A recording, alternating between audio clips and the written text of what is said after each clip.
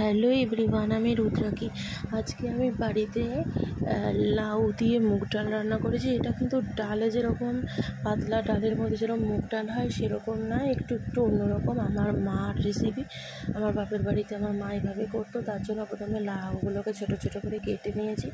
তারপরে শুকনো খোলার মধ্যে প্রথমে আমি ডালটাকে একটু ভালো মতন করে ভেজে নেব। ডালটা না ভেজেও করা যায়, তবে আমি ভেজে করছি। তো দেখো, ডালটা কিন্তু একদম লাল লাল করে আমি ভেজে নিয়েছি। তারপরে ভাজা হয়ে যাওয়ার পর ওটা তুলে নিয়ে ওই কড়াইয়ের মধ্যেই তেল দিয়ে দিয়েছি। তেলের মধ্যে জিরে ও তেজপাতা দিয়ে জিরেটাকে একটু লাল লাল করে ভেজে নিয়েছি। তারপর আমি লাউটা দিয়ে দিয়েছি। লাউয়ের মধ্যে কাঁচা লঙ্কা, নুন, হলুদ একসাথে দিয়ে এবার লাউটাকে ভালো মতন করে ভেজে নেব, মানে একটু নাড়াচাড়া করে ঢেকে দেবো। তো ঢাকনাটা সরিয়ে দেখলাম অনেক জল বেরিয়ে গেছে। তো নতুন করে আমাকে কোনো জল দিতে হবে না, এই জলে কিন্তু লাউটা সেদ্ধ হয়ে যাবে।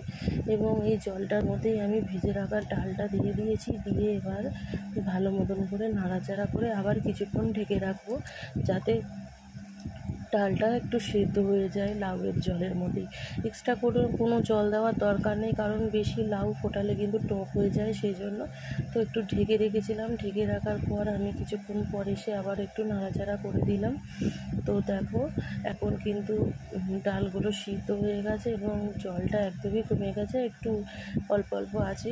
তো এটুকু তো থাকবেই, এটুকু আমি টানিয়ে নেবো এরকম করতে করতে। আর বেশিক্ষণ খুব নাড়াতে হবে। এবং লাস্টে নামাবার আগে আমি সামান্য পরিমাণ মিষ্টি দিয়েছি, কারণ লাউ এই তরকারিটাতে, মানে লাউ দিয়ে মুগ ডালের এই তরকারিটাতে না, একটু সামান্য মিষ্টি না দিলে খেতে খুব একটা ভালো লাগে না। তবে আমি একদমই দিচ্ছি, ভালো লাগলে শেয়ার করে দিও। আর তোমরাও বাড়িতে এইভাবে রান্না করে খেও। ধন্যবাদ।